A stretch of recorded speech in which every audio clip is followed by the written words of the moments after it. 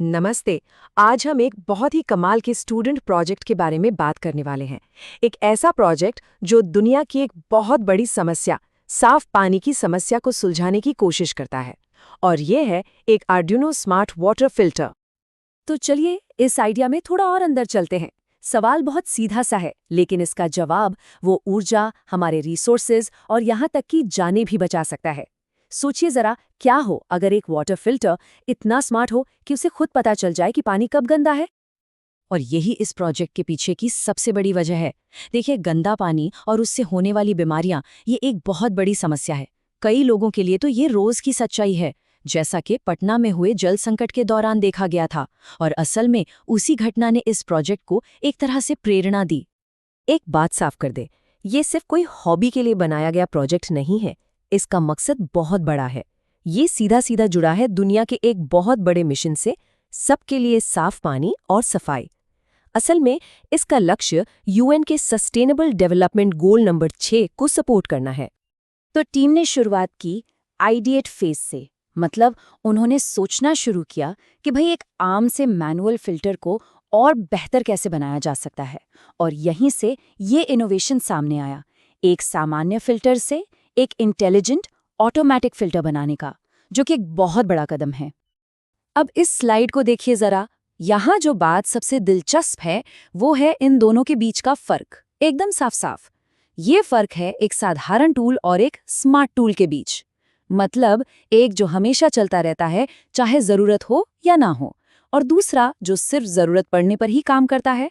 जाहिर है, इससे एनर्जी भी बचती है और फिल्टर की लाइफ भी बढ़ती है। तो सवाल ये उठता है कि ये सिस्टम काम कैसे करता है। इसे हमारी तरह ही सेंस करने की, महसूस करने की ज़रूरत होती है। और इस प्रोजेक्ट में बहुत ही क्लेवर तरीके से बिल्कुल सिंपल और आसानी से मिलने वाले इलेक्ट्रॉनिक्स का इस्तेमाल किया गया है। लेकिन असल सवाल तो ये है कि कोई मशीन देख कैसे सकती है कि पानी साफ है या नहीं। तो इसका पहला सेंस है टर्बिडिटी के लिए, मतलब पानी कितना धुंधला या गंदला है, ये पता लगाने के लिए। अब यहाँ कोई महंगा कॉम्प्लेक्स सेंसर इस्तेमाल नहीं हुआ है। इसकी जगह एक सिंपल सा LDR यानी लाइट डिपेंडेंट रेजिस्टर और एक LED लाइट का इस्तेमाल किया गया है। आइडिया सिंपल है, पानी से जितनी कम रोशनी पार होगी, मतलब पानी उतना ही ज्यादा गंदा है। अच्छा, अब आते हैं दूसरे सेंस पर। यह है TDS के लिए, यानी टोटल डिसॉल्व्ड सॉलिड्स, पानी में कितनी अशुद्धियां घुली हुई हैं ये पता लगाने के लिए। और यहाँ भी एक बहुत ही स्मार्ट जुगाड़ किया गया है। TDS को मापने के लिए मिट्टी की नमी नापने वाले सेंसर का इस्तेमाल किया गया है ना कमाल? इससे पानी में घुले नमक और मिनरल्स का पता चल जाता है। तो अब आर्डुइनो का काम आता है, जो इस पूरे सिस्टम का दिमाग है। वो क्या करता है? वो इन दोनों सेंसर्स से आने वाले डेटा को लेता है और उसे मिलाकर एक वाटर क्वालिटी स्कोर तैयार करता है। ये स्कोर होता है 0 से 100 के बीच, और नियम सीधा है, स्कोर जितना ज्यादा, पानी उतना ही गंदा। और यही चीज इस सिस्टम को असल में स्मार्ट बनाती है।